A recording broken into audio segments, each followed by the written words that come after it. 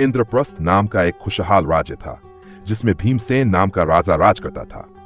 इनकी 4 राजकुमारियां थी जो सुंदरता के लिए प्रसिद्ध थी। हर राजकुमारी की अपनी एक खूबसूरती थी, कोई भी एक जैसी नहीं थी।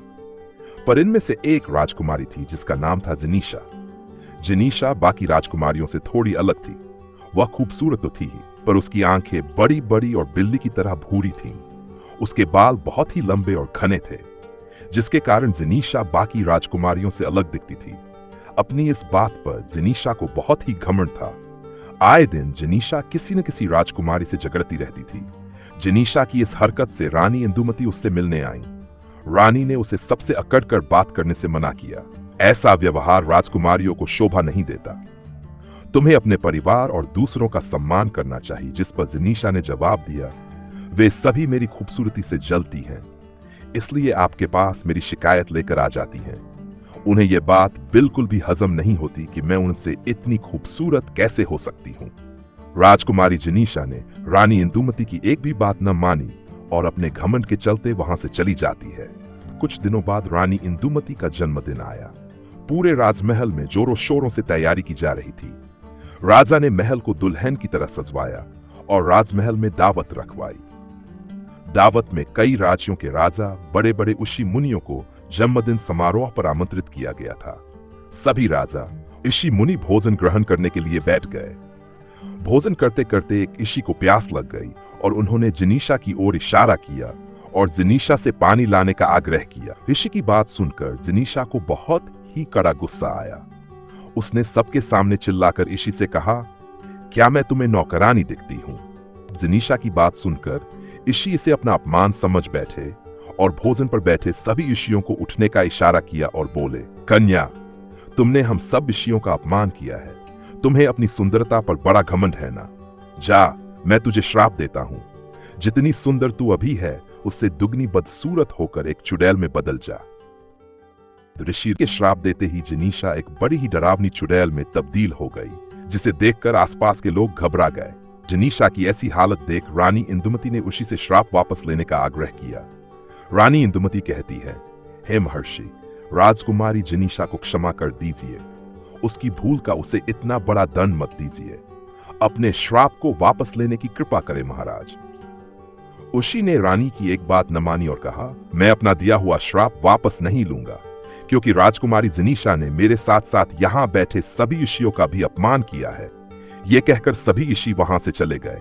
राजकुमारी अपना बदला हुआ रूप आईने में देखकर घबरा गई और डर गई। डर के मारे वह चिल्ला चिल्ला कर रोने लगी। जिनीशा को रोता देख रानी ने कहा, मैंने तुम्हें समझाया था कि तुम अपनी खूबसूरती पर इतना भी घमंड मत करो, नहीं तो एक दिन तुम्हें इसका खामियाजा भुगतना पड़ेगा। देखो अब तुम्हारा हाल कितना बुरा हो गया है, तुम एक चुड़ैल बन गई हो। रानी की बात सुनकर जिनीशा को अपनी गलती का एहसास हुआ और वह हाथ जोड़कर रानी से कहने लगी, मां, मुझे माफ कर दो। मुझे अपनी गलती का एहसास हो गया है। मुझे पहले जैसा कर दो। मां, मैं आपसे हाथ जोड़कर विनती करती हूं। तब रानी इंदुमती ने कहा, मेरे पास भी इस श्राप को तोड़ने का कोई उपाय नहीं है। अगर होता तो मैं तुम्हें पहले ही ठीक कर देती। इतने में चुड़ैल लॉक में यह बात सबको पता चल गई कि कोई राजकुमारी चुड़ैल बन गई है। तो वे सब जिनीशा को लेने के लिए वहां आ गए।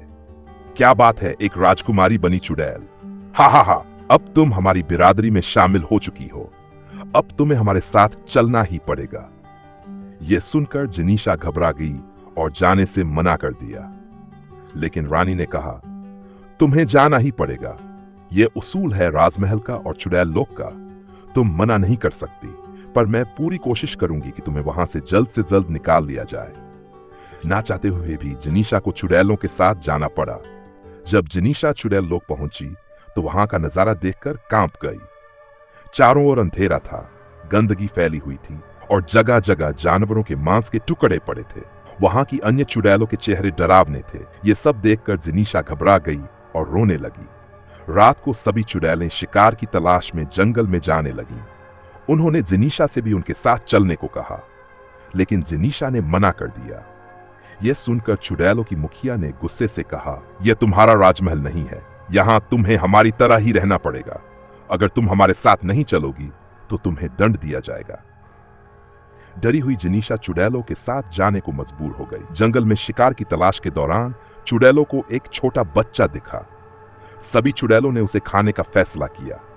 यह सुनकर जनीशा घबरा गई और उनसे विनती की, यह बच्चा निर्दोष है, इसे मत खाइए। लेकिन चुड़ैलों ने उसकी बात नहीं मानी। जब वे बच्चे के पास पहुंची तो उन्होंने पाया कि वह बच्चा अंधा है। यह देखकर भी वे उसे खाने पर अड़ी रहीं। जनीशा ने बच्चे की रक्षा के लिए अपना सब कुछ दांव पर लगाने का निर्णय लिया। उसने कहा, आप इस बच्चे को छोड़ दें, इसके बदले आप मुझे जो दंड देना चाहें दे सकती हैं। मैं आपकी हर बात मानूंगी। यह सुनकर चुड़ैलें बच्चे को छोड़ने के लिए तैयार हो गईं। बच्चे से बात करने पर जनीशा को पता चला कि वह अपने माता पिता से बिछड़ गया है। वे उसे शहर उसकी आंखों का इलाज कराने ले जा रहे थे। बच्चे की कहानी सुनकर जनीशा की आंखों से आंसू बहने लगे। उसने सोचा, अगर मैं इस बच्चे को अपनी आंखें दे दूं तो शायद यह अपनी जिंदगी जी सके। मेरी सुंदरता का घमंड ही मुझे यहां लाया है। अब मैं अपने कर्मों से इसे ठीक करूंगी। जनीशा ने अपने दोनों नेत्र निकालकर बच्चे को दान कर दिए। जैसे ही बच्चे को नई आंखें मिली, वह देख सकता था। तभी वहां रानी इंदुमती और एक ऋषि प्रकट हुए। बच्चा अचानक साधु के रूप में बदल गया। रानी ने कहा, पुत्री, यह तुम्हारी परीक्षा थी। तुमने जो किया वह तुम्हारी आत्मा की सच्चाई और ममता को दर्शाता है। जनीशा ने आश्चर्य से पूछा, यह सब क्या है? मां, आप यहां कैसे? रानी ने समझाया, जब तुम्हें श्राप मिला तो मैं ऋषियों के सबसे बड़े गुरु के पास गई।